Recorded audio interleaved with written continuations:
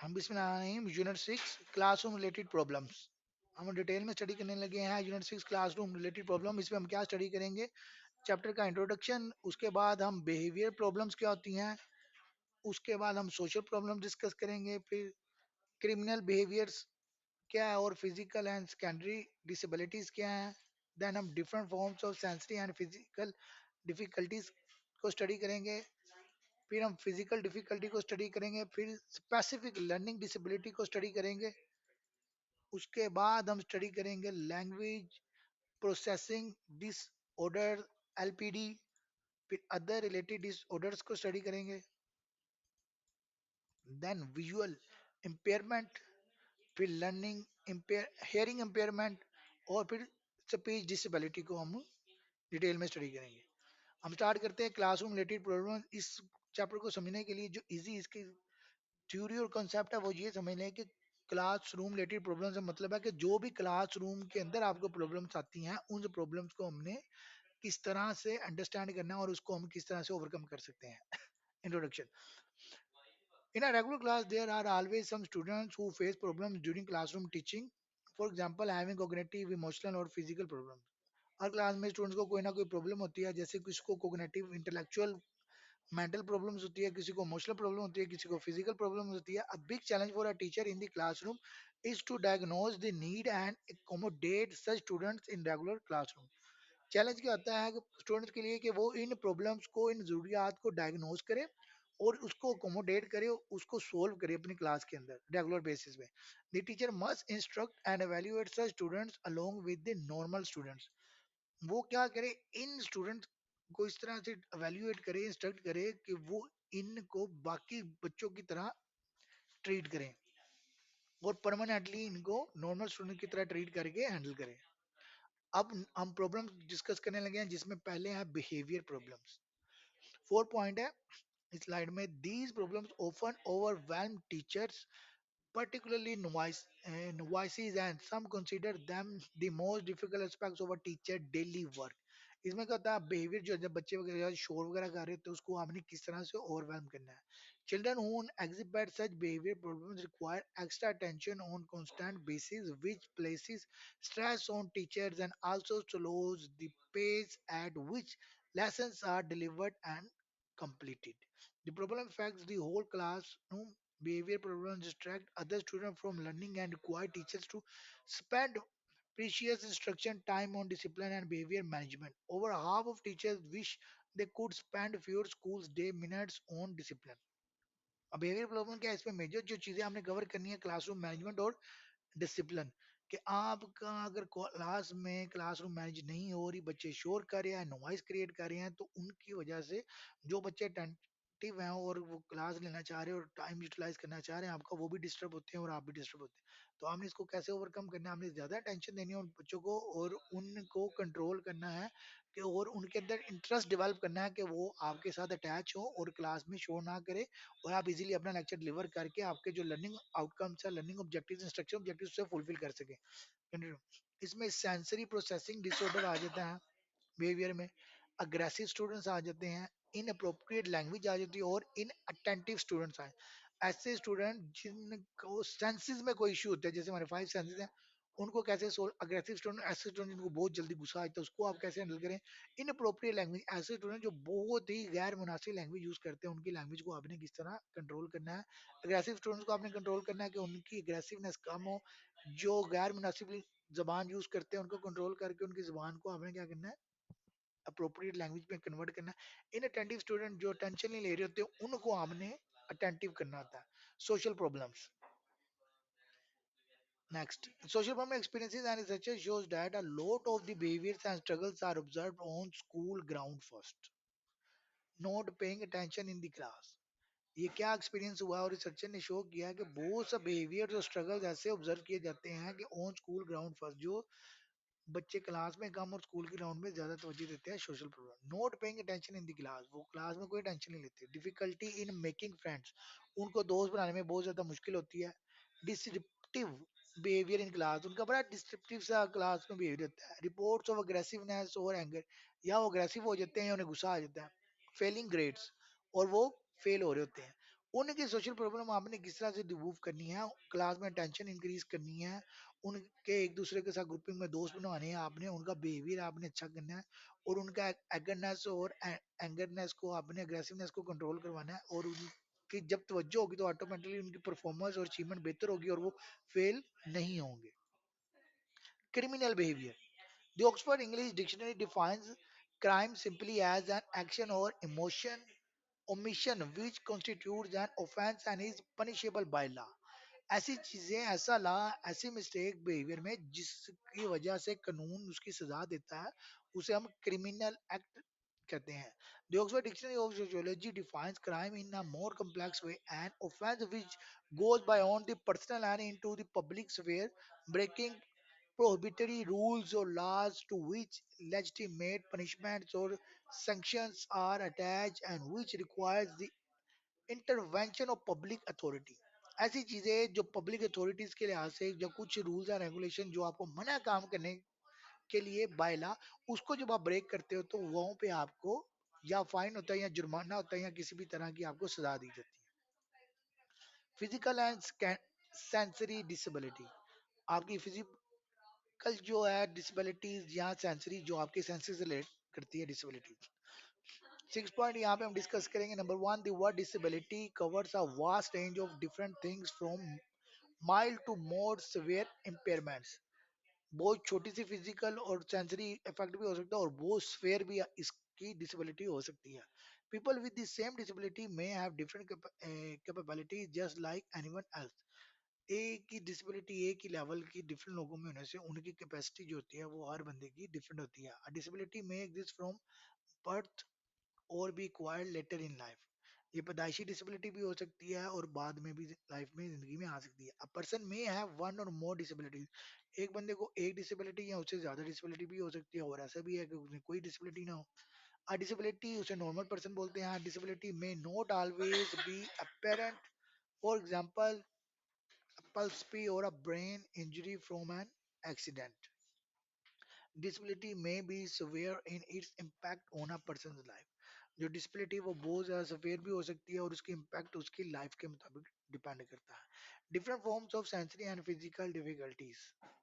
A sensory disability is a disability of the senses, for example, sight, hearing, smell, touch, taste, as 95% of the information about the world around us comes from our sight and hearing. A sensory disability can affect how a person gather information from the world around them. 95% information हम कैसे लेते हैं? सुनने से या देखने से. अगर उसकी साइट की या हेयरिंग की या स्मेल करने की डिसेबिलिटी होती है तो उसके लिए इंफॉर्मेशन गैदर करना बहुत मुश्किल हो जाता है. Sensory needs, which can be hearing loss and or visual impairment or sensory processing difficulties and physical difficulties, can occur for a variety of reasons. For example, congenital condition, some progressive injury और disease. Mentally कोई भी उसको issue हो सकता है किसी भी वजह से, वो किसी इंजरी की वजह से या किसी बीमारी की वजह से. The important consideration in this area is the degree to which the difficulties impact on a child's or young person's ability to assess educational opportunity. Hearing loss, इसमें वो सुन नहीं सकता, उनकी हेयरिंग एबिलिटी जो होती है वो खत्म हो जाती है. विजन लॉस, वो देख नहीं सकता, ब्लाइंड हो जाता है. उसे सेंसरी और फिजिकल डिसेबिलिटी बोलते हैं. मल्टी सेंसरी इम्पेयरमेंट, जैसे कोई सुन भी नहीं सकता, देख भी नहीं सकता.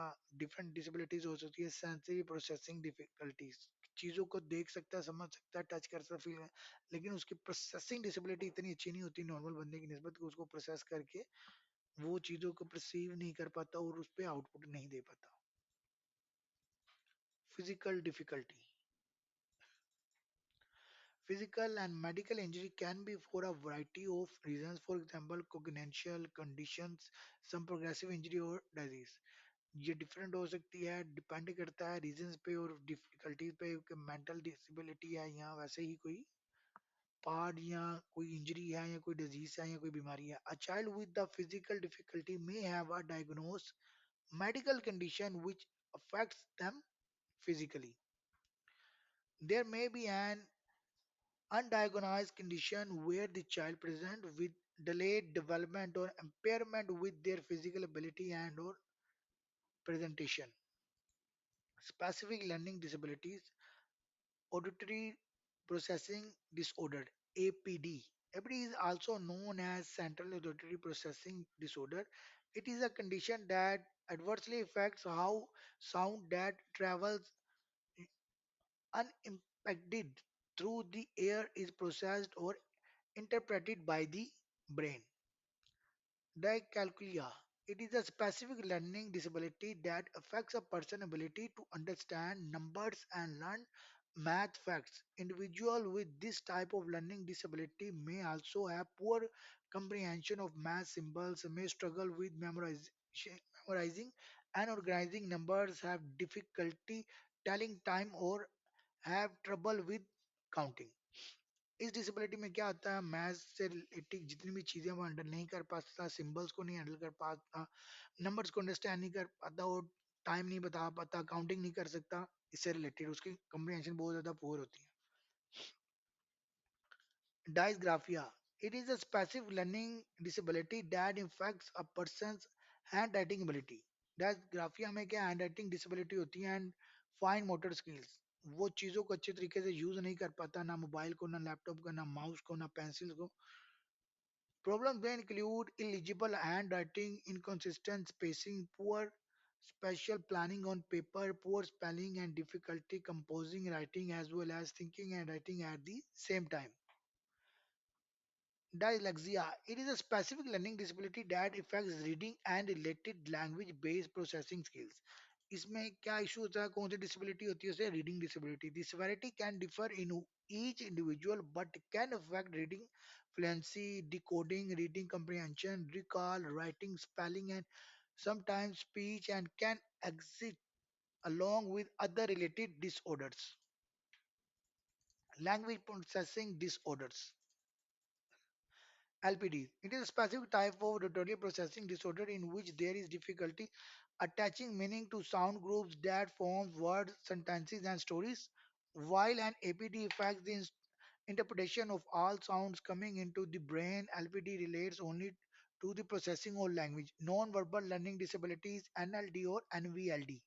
It is a disorder which is usually characterized by a significant discrepancy between higher verbal skills and weaker motor, visual, spatial, and social skills. Typically, an individual with NLD or NVLD has trouble interpreting non-verbal cues like facial expressions or body language and may have poor coordination. उसकी जो facial expression है और body language है, उसकी जो expression है वो बहुत ज़्यादा poor होते हैं इस disability में. Other related disorders. Attention defects, hyperactivity disorder ADHD. It is a disorder that includes difficulty staying focused and paying attention, difficulty controlling behavior, and hyperactivity. Distracted teenage students looking out of classroom window during school display symptoms of ADHD. जो आपके attention है वो deficit होता है, hyper activity disorder होता है. वो ज्यादातर स्टूडेंट क्या करते हैं, इसमें क्लास में बैठे होते हैं लेकिन उनका फोकस क्लास की विंडो या क्लास की डोर की तरफ होता है. Dyspepsia. It is a disorder that is characterized by difficult in muscles control which causes problems with movement and coordination, languages and speech, and can affect learning. Although it is not a learning disability, dyspepsia often exists along with dyslexia, dyscalculia, and ADHD. Executive functioning, an inefficiency in the cognitive management system of the brain that affects a variety of neuropsychological processes such as planning, organizing, strategizing, paying attention to and remembering details, and managing time and space. Memory. There are three types of memory that play an important role in learning. One, working memory. Second, short-term memory. Third, long-term memory. These are used in the processing of both verbal and non-verbal information.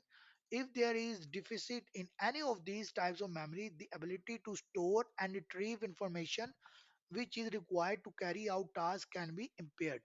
इनमें से किसी एक level की भी memory में अगर कोई issue आएगा, चाहे वर्किंग में, चाहे शॉर्ट टर्म में, या लॉन्ग टर्म में, तो उसको स्टोर करने या रिट्रीव करने इंफॉर्मेशन में इशू होगा.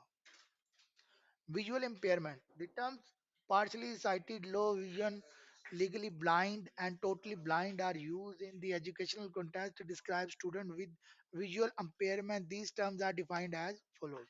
कि देखने में उसे किसी तरह फुली या लो या थोड़ा सा स्लाइटली कोई इशू है या टोटल ब्लाइंड है, ये विजुअल इम्पेयरमेंट बोलते हैं. Partially sighted indicate some type of visual problems that resulted in a need for special education. Low vision generally referred to as severe visual impairment, not necessarily limited to distance vision. Low vision applies to all individuals with sight who are unable to read the newspapers at abnormal viewing distance, even with the aid of eyeglasses or contact lenses. जिसके low vision का issue है वो lens लगा के, glasses लगा के, eye glasses use करके या डिस्टेंस को, न्यूज़पेपर या बुक को पास या दूर करके स्टडी कर सकता है. हेयरिंग इम्पेयरमेंट, सुनने में जो इश्यूज आते हैं, इम्पेयरमेंट होते हैं. Hearing impairment refer to the students who have an impairment in hearing whether permanent or fluctuating that has a negative impact on their educational performance but is not considered deafness. Federal Register Section 300.7.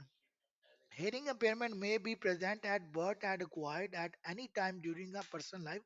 ये पैदाइशी भी हो सकता है या जिंदगी के किसी भी हिस्से में आ सकता है. Early detection of a hearing impairment can prevent or minimize the impact of the impairment on the overall development of a person.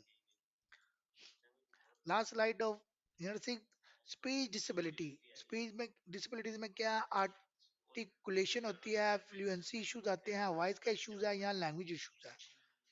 इस यूनिट में हमने जो क्लियर किया, हमने क्लासरूम रिलेटेड प्रॉब्लम देखी जिसमें इसके इंट्रोडक्शन किया, फिर बिहेवियर प्रॉब्लम स्टडीज की, फिर उसमें sensory processing disorder, aggressive students, inappropriate language, unattentive students, then social problem study किया, देन क्रिमिनल बिहेवियर्स हमने डिटेल में स्टडी किया, फिर हमने physical and sensory disability study किया, different forms of sensory and physical difficulties, then physical difficulties हमने study किया, फिर स्पेसिफिक लर्निंग डिसेबिलिटी जिसमें APD auditory processing disorder, dyscalculia हमने स्टडी किया, फिर डायस्ग्राफिया, फिर dyslexia, then language processing disorder LPD study किया, non verbal learning disorders NLD और वीएलडी स्टडी किया, फिर अदर रिलेटेड अटेंशन डेफिसिट अपर एक्टिविटी डिसऑर्डर एडीएचडी और डायस्लेक्सिया स्टडी किया, देन एग्जेक्टिव फंक्शनिंग और मेमोरी. मेमोरी में तीन तरह की हमने मेमोरी स्टडी की, working memory, short term memory, long term memory.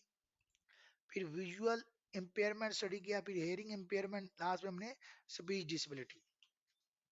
अलहमदिल्ला हमारा यूनिट कंप्लीट हो गया है.